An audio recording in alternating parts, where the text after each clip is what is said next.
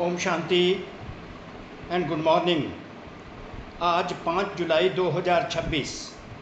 आज हमारे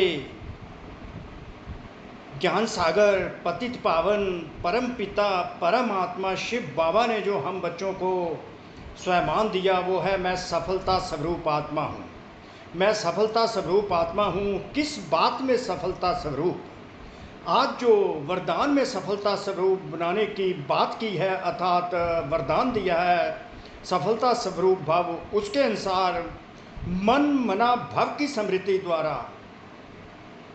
मन के भावों को जानने वाले सफलता स्वरूप भव, सफलता स्वरूप वो आत्माएं जो दूसरे के मन के भावों को, अर्थात फीलिंग्स को, मोटिव्स को, इंटेंशंस को जान लेती हैं,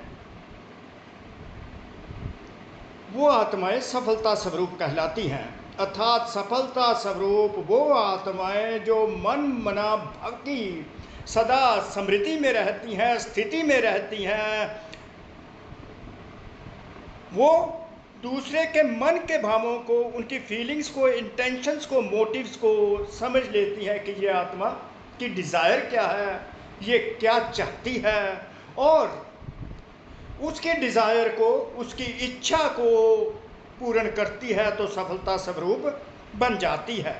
उसकी इच्छा को कैसे संपूर्ण करती है वो इस प्रकार है कि आप आत्मा मन बुना भाव की स्थिति, मन पूरी तरह परमात्मा शिव बाबा में लगा हो। आत्म चिंतन से परमात्म चिंतन में जो आत्माएं स्वतः सदा रहती हैं, वो सदा श्रेष्ठ स्थिति, कौन सी श्रेष्ठ स्थिति उनकी बन जाती है? जो शिव बाबा की होती है, संपूर्ण पवित्र और शांत, संपूर्ण शांत स्थिति में हो जाती है। जब वो संपूर्ण पवित्र शांत स्थिति में आत्मा होती है तो दूसरे के मन के भावों को, वो दूसरे के मन की इच्छाओं को, फीलिंग्स को, इंटेंशंस को, मोटिव्स को पढ़ने के लायक बन जाती है। तो सबसे बड़ी बात है, जितना हम मन बना भाव की स्थिति में रहेंगे, आत्म चिंतन परमात्म चिंतन में रहेंगे, उतना हम दूसरे की इंटेंशंस को, इरादों को, इच्छाओं को और फीलिंग्स को समझ सकेंगे, भावनाओं को समझ सकेंगे। तो उनके अनुसार उनकी इच्छाओं को पूर्ण करने के लिए जो भी हम कार्य करेंगे, अर्थात उन आत्माओं का लिंक हम परम पिता परमात्मा शिव बाबा से करवाएंगे। अगर किसी को शांति की आवश्यकता है उसको शांति देंगे, अगर किसी को सुख की आवश्यकता है, इच्छा है, उसको सुख देंगे, अगर किसको सच्चे स्नेह की आवश्यकता है उसको सच्चा स्नेह देंगे। परंतु वो उसके बाद पॉसिबल तब होगा, कंटिन्यूड, कि जब वो आत्मा को हम शिव बाबा से लिंक कर देंगे तो वो आत्मा पुरुषार्थ में लग जाएगी, तो हम पुरुषार्थी नहीं रहेंगे, हम सफलता स्वरूप बन जाएंगे। तो सर्विस में भी जो बढ़ोतरी होगी बड़ी फास्ट गति से होगी। तो इस प्रकार आत्माओं की इंटेंशंस, फीलिंग, डिज़ायर्स, इच्छाओं को जानकर उनकी इच्छाओं को पूर्ण करना है और शिव बाबा के साथ उनका लिंक इस्टेब्लिश करना है। जब वो आत्माएं शिव बाबा के साथ संपूर्ण रीति से लग जाएंगी, शिव बाबा को याद करेंगी, मन बना भाव वो भी हो जाएंगी, तो उनकी सभी मनोकामनाएं, इच्छाएं शिव बाबा पूर्ण करेंगे। तो हम पुरुषार्थी न रहकर हम सफलता स्वरूप बन जाएंगे।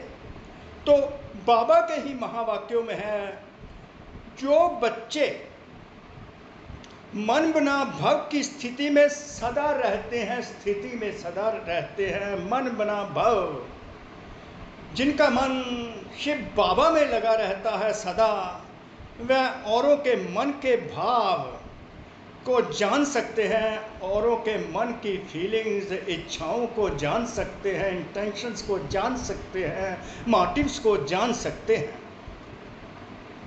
बोल भल क्या भी हो, लेकिन उसका भाव क्या है, उसके पीछे उसकी इच्छा क्या, इंटेंशंस क्या है, उसे जानने का अभ्यास करते जाओ। बाबा अपने बच्चों को एडवाइस करते हैं, दूसरे के मन के भावों को जानने का अभ्यास करते जाओ, अर्थात मन मना भव की स्थिति द्वारा।